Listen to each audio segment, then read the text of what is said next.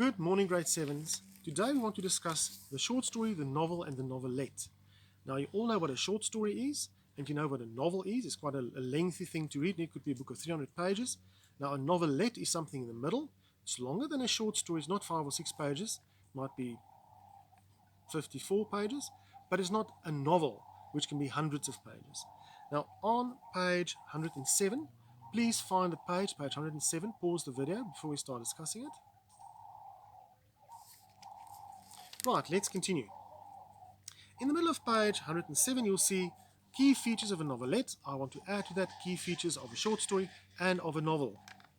There are a few things that are important here. In the middle, they mention the storyline. There's always a story. What's the point of a story if there's no story? So there will be a storyline. Something happens, it continues, lots of things happen, and it ends. So there's a storyline. Then characters. Characters are the people who take part in the action. Who are doing these things in the story, or the novel, or the novelette? You need to discuss that. You need to be able to explain those characters to me and explain their characters to me. What are they like? What are their personality traits? Characterization simply means what I've just said. You explain what these characters are like. Who are the good guys? Who are the bad ones? And what are the ones in between? What are they like? Their characters. Then conflict. As you know, you all watch soapies, I assume. You will know that if there's no disagreement between characters, there can be no story. We don't like it when they disagree or things go wrong for the characters, but there's no story without it, nay. If you have a story where there's no conflict, there's simply no story to tell.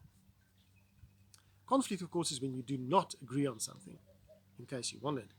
Then a background, where we can learn about the character's history. A story is always set against a certain background. In other words, when I read the story, I will know this happens in 1998 in Johannesburg, or it happens in 1345 in London.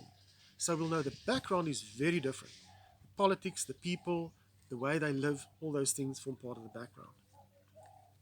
The setting or the place where the story takes place, that's a specific place. In other words, that is Cape Town, Johannesburg, Dublin, Berlin, a specific name of a specific place.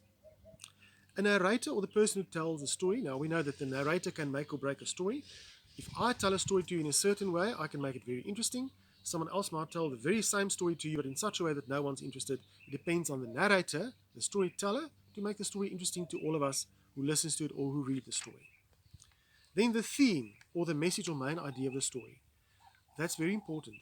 Whenever you read a short story, or a novel, or a novelette, I'm always going to ask you in the exams or in a test, what is the main theme of the story? In other words, what is it really about? And in that case, I don't want to know what happens in the story. I want to know, is this story about greed? Is it about relationships? Is it about saving nature? Is it about family and how they live together or don't succeed in living together?